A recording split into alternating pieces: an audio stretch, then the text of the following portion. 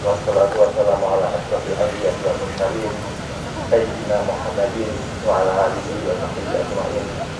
Amma ba'du. Yang saya hormati dan saya muliakan Budi selaku Direktur RSUD dan jajarannya,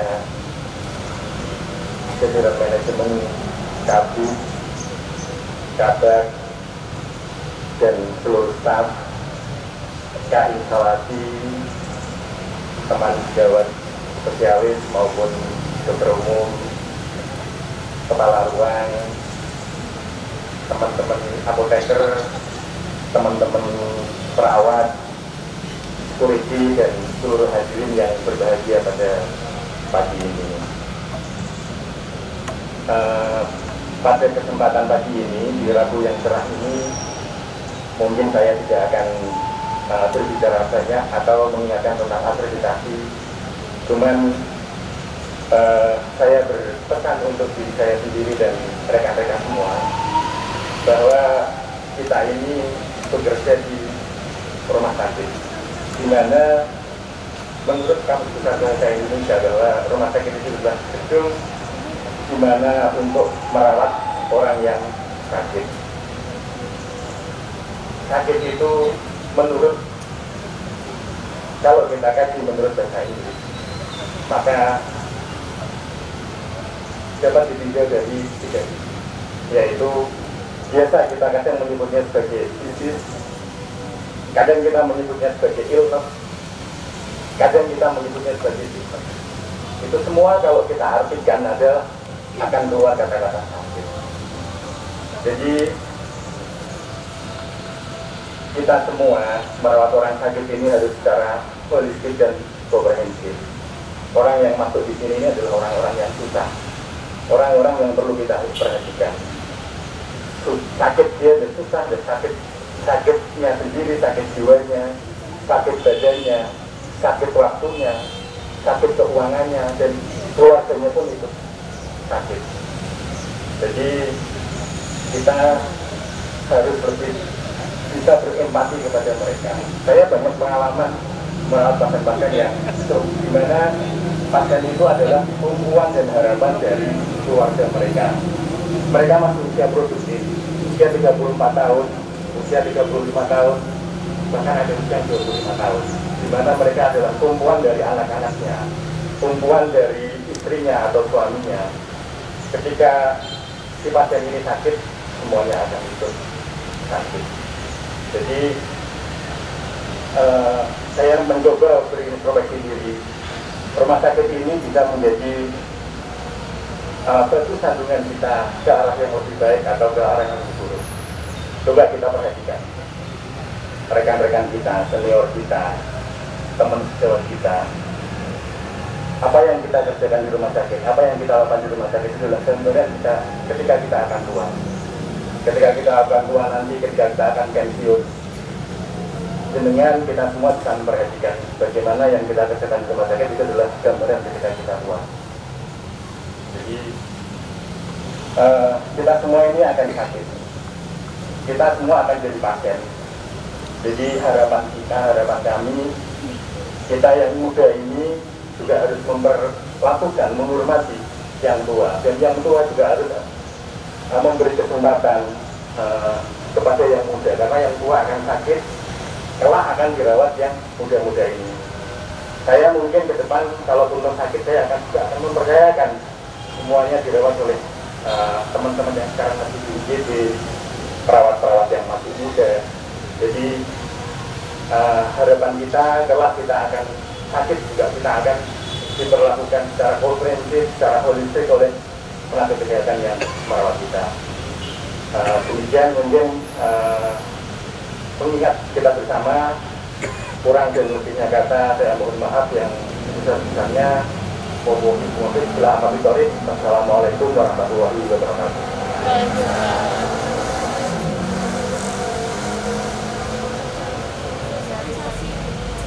Sosialisasi Pokja, sosialisasi Pokja MFK. Oh, ada dikomunikasikan K3. Monggo kami persilakan.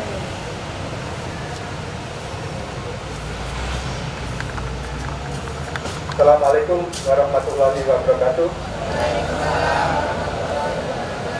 Selamat pagi. Yang terhormat Bapak Direktur RSUD dan BPR Kusma Kabupaten Tuban, Bapak Jawa Dokter, kemudian Bapak Ibu Kabid Kabid, Bapak Ibu yang hadir pada apel pagi hari ini.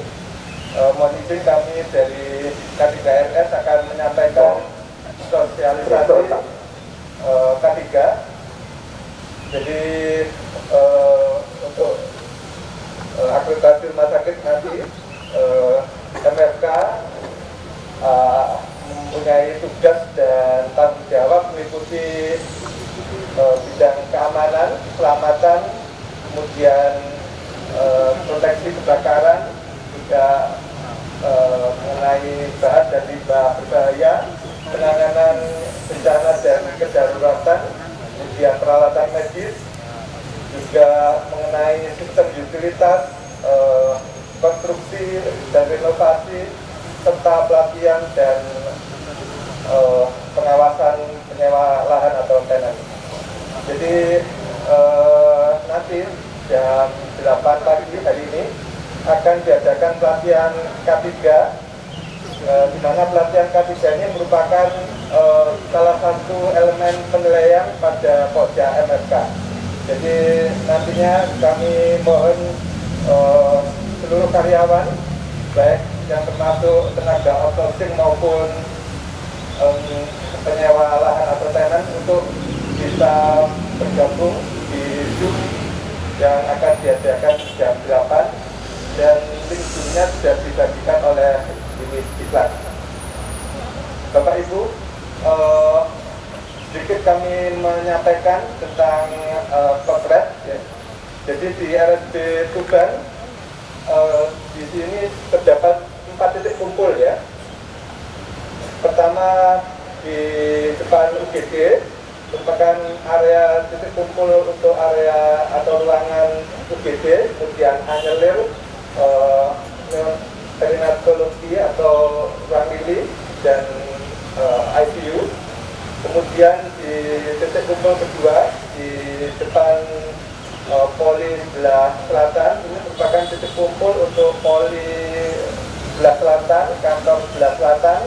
Kemudian gedung diagnostik yang diikuti farmasi, radiologi dan lab. Kemudian juga ruang hemodialisa. Kemudian untuk titik kumpul ketiga atau yang diparkir mobil sebelah barat ini adalah merupakan titik kumpul untuk Poli sebelah barat, kemudian kantor sebelah barat, gudang logistik, isi dan independent PS dan PAT. Kemudian untuk titik kumpul yang keempat di dekat unit pemulasaran jenazah, ini merupakan titik kumpul untuk ruang asoka, teratai, mawar, anggrek, bugenvil, serta IPS ya. Jadi nantinya apabila terjadi bencana, nanti dapat berkumpul di titik kumpul yang telah ditentukan. Dan sedikit kami menyampaikan tentang potret. Potret ini yang Bapak Ibu ketahui, di setiap ruangan juga di sana sudah disediakan papan potret, di mana dibagi menjadi shift pagi, siang dan malam sesuai dengan pelayanan yang di ruangan masing-masing ya. Jadi kalau kantor mungkin hanya yang di shift pagi sama siang, kalau di ruangan pagi, siang dan malam ya. Jadi nanti meliputi dibagi menjadi 4 helm atau koordinator ya. Untuk helm merah adalah bertugas sebagai koordinator pemadaman api. Jadi tugasnya ini pertama adalah memutus sumber arus listrik ya yang ada di ruangan. Di sana sudah terdapat panel box ya, nanti dialihkan atau dipindahkan dari posisi on ke off. Kemudian setelah itu mengambil apar dan memadamkan api sesuai dengan 4 langkah yang pas ya. Kemudian koordinator helm merah ini juga nanti bertugas untuk memadamkan api atau benar-benar bisa dikuasai ya, atau bisa dipadamkan. Apabila belum berhasil dipadamkan, nanti ada tim hidran yang akan membackup di belakangnya, dan kalau belum bisa dipadamkan juga kita sudah koordinasi dengan pemadam kebakaran sehingga nanti bisa dibantu juga oleh teman-teman dari pemadam kebakaran Kabupaten Tuban. Kemudian untuk helm biru juga sebagai koordinator evakuasi pasien maupun keluarga pasien dan karyawan. Jadi nanti apabila terjadi bencana, helm biru ini nanti yang akan mengevakuasi pasien, keluarga maupun karyawan menuju ke titik kumpul yang ditentukan. Nanti di sana setelah berkumpul semuanya akan dilakukan pendataan nama-nama pasien dan keluarga maupun karyawan yang sudah berkumpul di titik kumpul. Kemudian yang untuk helm putih atau koordinator evakuasi dokumen medis ini nanti tugasnya sebelum mengevakuasi dokumen adalah menelpon ke 333 ya. Jadi di sana diinformasikan bahwa terjadi kontrak di ruangan apa, jika nanti dari pusat informasi akan menyampaikan melalui pengeras suara setelah terjadi kontrak di ruangan tersebut dan mengaktifkan sirine atau alarm kebakaran. Jika nanti teman-teman kami harap yang ada di ruangan juga bisa membantu dalam proses evakuasi pasien dan pemadaman kebakaran. Kemudian untuk helm kuning ini bertugas sebagai koordinator evakuasi alat-alat medis ya. Jadi nanti alat-alat medis maupun alat-alat lainnya nanti bisa dilakukan evakuasi menuju titik kumpul yang telah ditentukan, dan nanti di titik kumpul juga didata alat-alat medis apa yang telah diselamatkan sehingga nantinya setelah keadaan aman nanti bisa kembali ke ruangan kembali. Berikutnya kami akan dibantu oleh Mas Digdo untuk memperagakan, demonstrasikan cara penggunaan APAR ya. Monggo Mas Digdo. Terima kasih. Assalamualaikum warahmatullahi wabarakatuh. Yang terhormat Pak Direktur, Bapak Ibu sekalian yang berbahagia, salam sejahtera dan selamat pagi. Pagi ini kami dari Pokja MFK dan cara penggunaan APAR. Di tempat Bapak Ibu masing-masing, di dekat ruangan masing-masing pasti ada APAR, dan tolong dipastikan APAR-nya tidak kedaluarsa. Sebelum menggunakan APAR, kita pastikan bahwa APAR ini ada isinya dengan cara pertama melihat jarumnya ini di posisi hijau ini atau tidak.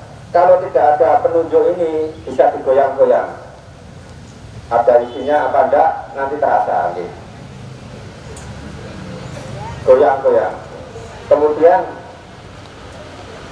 sebelum sesudah dipastikan bahwa APAR-nya juga ada isinya, juga perlu dipastikan dalam penggunaan APAR ini jarak kita ke titik api adalah kurang lebih 2 meter. Kemudian sudah dipastikan juga bahwa aliran alur listrik yang terdekat dengan ruangan kita sudah dimatikan. Perhatikan arah angin. Beruntung di sini ada bendera, jadi kita mudah mengetahui arah anginnya kemana. Kita tidak boleh melawan arah angin. Seumpama titik kebakarannya di sini, kita tidak boleh berada di sini menggunakan APAR-nya, tetapi kita harus di sini searah dengan arah angin. Kemudian cara menggunakan APAR ini dengan pelunya namanya PAS, PASS.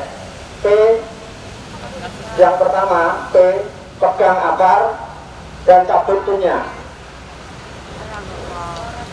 dicabut ya. Kemudian A-nya arahkan nozzle ke titik api, arahkan. Kemudian S pertama satukan luas, ini ya. Kemudian S kedua satukan secara merata ke titik api. Tetapi ini adalah kalau di teori berjalan satu-satu sendiri-sendiri, pada pelaksanaannya harus simultan serentak karena kan butuh waktu yang relatif cepat. Jadi demikian prinsip-prinsip penggunaan APAR. Kemudian saya mohon minta tolong satu untuk memperagakan Mas Arif dari unit instalasi gizi.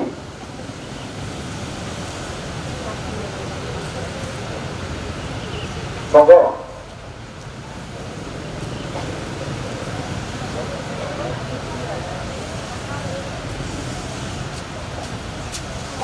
Monggo Mas Arif. Pastikan dulu bahwa ada isinya.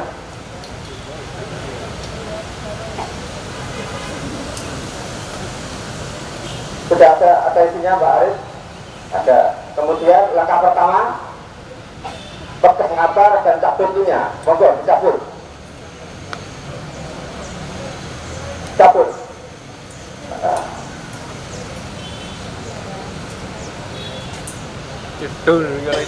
Pegang akar dan cabutnya ya. Sini. Jadi harus megangnya lah. Enggak dipegang. Jangan ininya yang dipegang. Sini. Ya, sudah pegang apa? Cabut, kemudian diangkat, coba diangkat. Ya, diangkat, jangan menghadap ke sana. Ya, pegang akar sudah dicabut, kemudian A, arahkan nozzle ke titik api. Nozzle ada ini, ya, selang ini, arahkan ke titik api, kemudian satukan kuat. Ayo.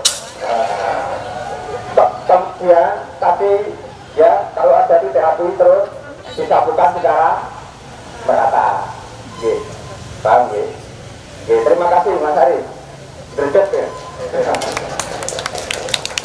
Mungkin selanjutnya yang ibu-ibu ya. Monggo ibu ya. Atau mbak-mbak yang berkenan monggo. Yang berkenan monggo. Monggo Mbak ini. Sing.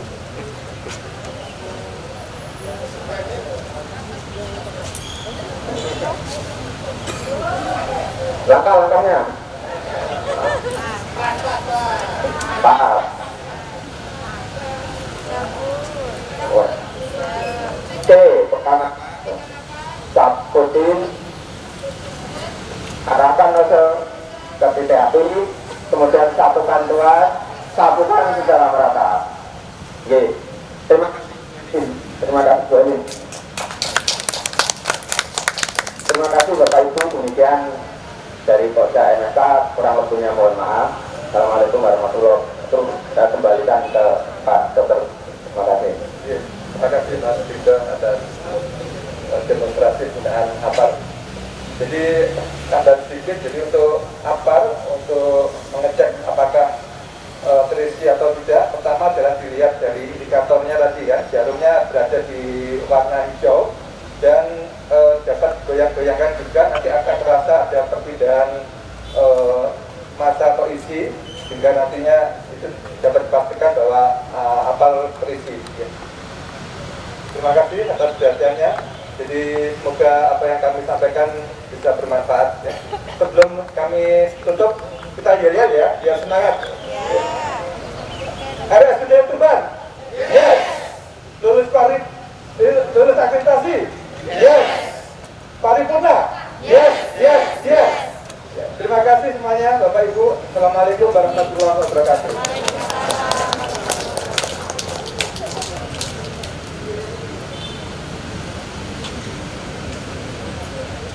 Siap, gerak.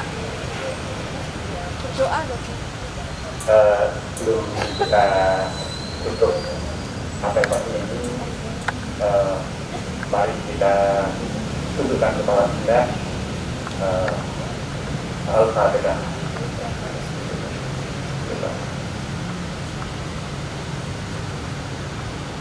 Amin. Doa saya.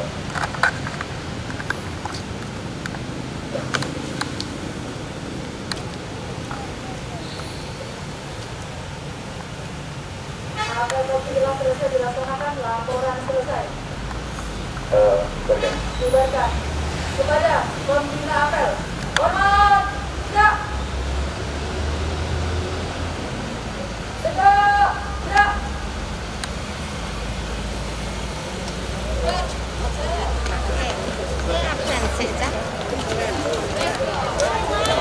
Dokter. Kerja.